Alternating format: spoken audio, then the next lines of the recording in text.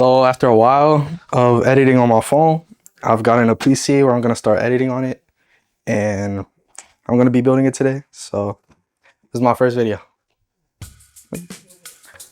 So how we going to start with the logic board. So if you want, take this one down, take out of the frame. So we can start with the logic board.